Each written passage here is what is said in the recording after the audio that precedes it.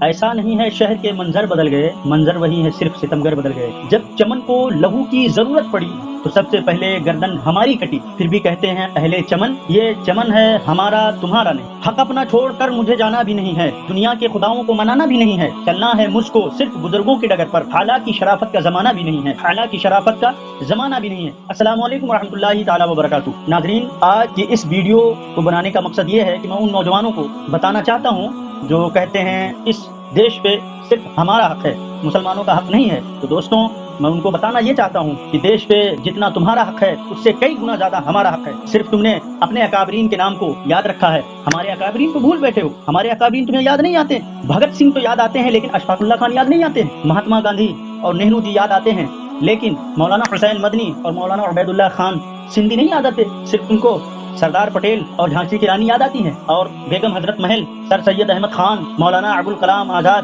مولانا محمد علی جوہر، شوکت علی خان یاد نہیں آتے۔ صرف تم کو رام پرساد جی، سرخ دیو راج گرو، چندر شیکھر آزاد یاد آتے ہیں، اور ہمارے اکابرین ڈاکٹر علامہ اقبال، ڈاکٹر ذاکر حسین خان، عبد الغفار خان، حکیم اجمل خان یہ نہیں یاد آتے۔ اور سب سے بڑھ کر آزادی کے روح رواں، تاجدار کارواں بہادر شاہ ظفر یاد نہیں آتے۔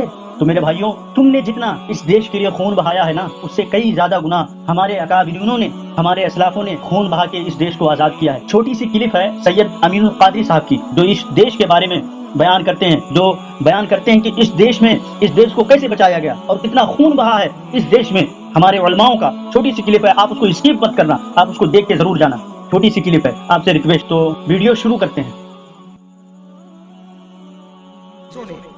چن کر ان علماء کو جن علماء نے تحریک آزادی میں یا انگریزوں کے قدموں کو توڑنے میں حصہ لیا تھا، بالکل ان لوگوں کو چن کر شہید کیا، جیل بھیجا، پھانسیاں دی۔ یہاں تک کہ مورخین لکھتے ہیں کہ دلی سے لے کر لاہور تک جتنے درخت رستے میں تھے، اکثر درختوں پر علماء کے کٹے ہوئے سر لٹکے ہوئے تھے، اور علماء کو ہزاروں کی تعداد میں شہید کیا گیا، اور جو عام مسلمان تھے ان کی تعداد 5 لاکھ۔ اللہ ہندوستان میں 5 لاکھ مسلمانوں کو جنگ آزادی کی تحریک یا انقلاب اس کو کہتے ہیں، انگریز غدر کہتے ہیں، انقلاب کی پاداش میں، اس کے جرم میں 5 لاکھ مسلمان شہید ہوئے۔ لیکن اس شان سے شہید ہوئے، اس پہ بھی توجہ چاہتا ہوں۔ انگریز ان انقلابیوں کو جن کو پکڑا گیا تھا، ان کو پکڑنے کے بعد، چونکہ وہ سب مسلمان تھے، ان کو پکڑنے کے بعد 10 بائی 10 کا ایک کمرہ بنا ہوا ہے، اس میں سور ذبح کیا جاتا ہے۔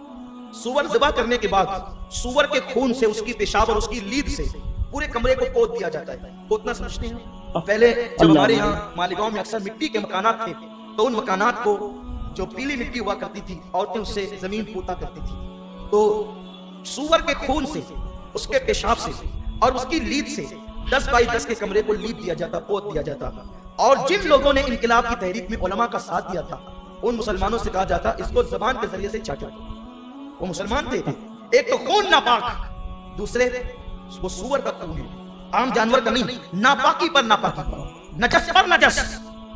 وہ لوگ انکار کرتے تھے، پھر ان کو دردناک انداز سے شہید کر دیا جاتا۔ قتل انقلابیوں کو قتل کرنے کا طریقہ یہ تھا کہ ان مسلمانوں کو جب سور ذبح کیا جاتا تو اس کی چمڑی جیسے نکالتے ہیں، چمڑی نکالنے کے بعد اس کی چمڑی کے اندر سیل دیا جاتا، اس درد یعنی روحانی طور پر بھی اذیت دی جاتی، ایمان کو بھی مجروح کرنے کی کوشش کی جاتی۔ لیکن سلام ہو ان 5 لاکھ مجاہدین پر کہ جو لوگ سور کی چمڑیوں میں تو سل گئے، جو لوگ دار پر تو لٹک گئے، پھانسی کے پھندوں پہ تو لٹک گئے، جن کی بیویوں کو چھین لیا گیا، جن کے بچوں کو قتل کر دیا گیا۔